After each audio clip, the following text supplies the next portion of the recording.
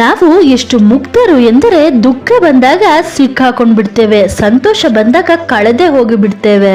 ಯಾರ ಆರೋಗ್ಯ ಸರಿ ಇಲ್ಲವೋ ಅವರನ್ನು ನಿಮ್ಮೊಂದಿಗೆ ಇಟ್ಟುಕೊಳ್ಳಿ, ಆದರೆ ಯಾರ ನಿಯತ್ತು ಸರಿಗಿಲ್ಲವೋ ಅವರೊಂದಿಗೆ ಎಂದಿಗೂ ಇರಬೇಡಿ. ಯಾರ ಯಶಸ್ಸನ್ನು ತಡೆಯಲು ಸಾಧ್ಯವಿಲ್ಲವೋ ಅವರೇ ಅಪಪ್ರಚಾರವನ್ನು ಶುರು ಮಾಡಿಬಿಡುತ್ತಾರೆ. ನಿಮ್ಮ ಕರ್ಮಗಳೇ ನಿಮ್ಮ ಗುರುತು, ಯಾಕೆಂದರೆ ಒಂದೇ ಹೆಸರಿನ ಸಾವಿರಾರು ಜನ ಸಿಗುತ್ತಾರೆ. ಎಲ್ಲಿಯವರೆಗೆ ನೀವು ನಿಮ್ಮ ಕಷ್ಟಗಳಿಗೆ ಮತ್ತು ಸಮಸ್ಯೆಗಳಿಗೆ ಬೇರೆಯವರನ್ನು ದೂಷಿಸುತ್ತೀರೋ ನಿಮ್ಮ ಸಮಸ್ಯೆಗಳು ಅಲ್ಲಿಯವರೆಗೆ ಪರಿಹಾರವಾಗುವುದಿಲ್ಲ.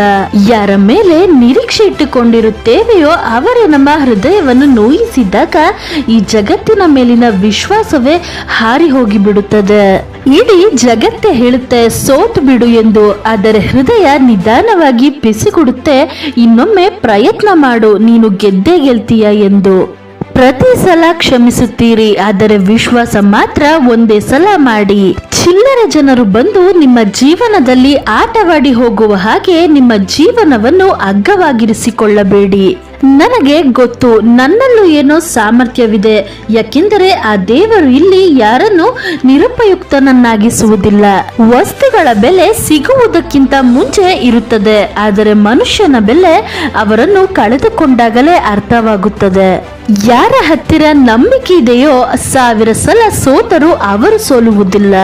ಮನುಷ್ಯನ ತಿಳುವಳಿಕೆ ಎಷ್ಟು ಎಂದರೆ ಅವನನ್ನು ಪ್ರಾಣಿ ಎಂದರೆ ಕೋಪಗೊಳ್ಳುತ್ತಾನೆ, ಅದೇ ನೀನು ಹುಲಿ ಆಗಿ ಇದ್ದೀಯಾ ಎಂದರೆ ಸಂತೋಷ ಪಡುತ್ತಾನೆ.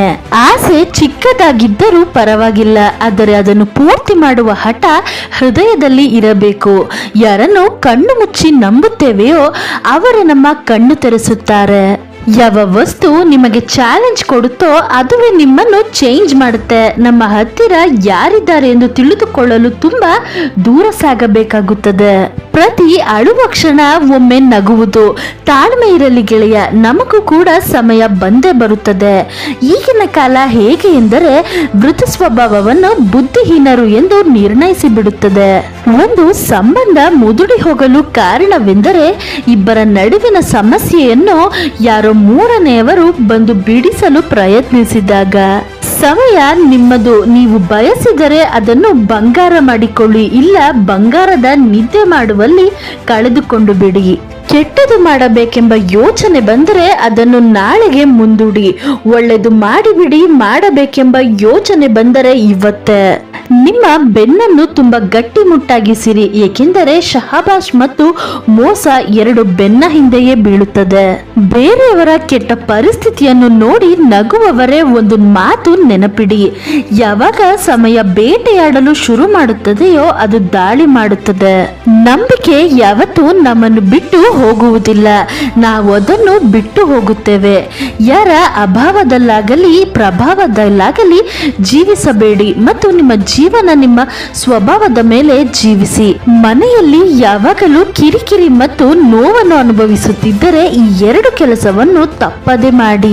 ಮಹಿಳೆಯರನ್ನು ಲಕ್ಷ್ಮೀ ದೇವಿಯ ರೂಪವೆಂದು ಕರೆಯಲಾಗುತ್ತದೆ. ಹೆಣ್ಣಿಗೆ ಗೌರವ ಸಿಗದ ಮನೆಗಳಲ್ಲಿ, ಮಹಿಳೆಯರನ್ನು ಹೀನವಾಗಿ ನಿಂದಿಸುವ ಮನೆಗಳಲ್ಲಿ, ಆಕೆಗೆ ಅವಮಾನ ಮಾಡುವ ಮನೆಗಳಲ್ಲಿ ಹಣದ ಮುಕ್ಕಟ್ಟು ಪ್ರಾರಂಭವಾಗುತ್ತದೆ. ಅದಕ್ಕಾಗಿಯೇ ಮಹಿಳೆಯರನ್ನು ಯಾವಾಗಲೂ ಗೌರವಿಸಬೇಕು.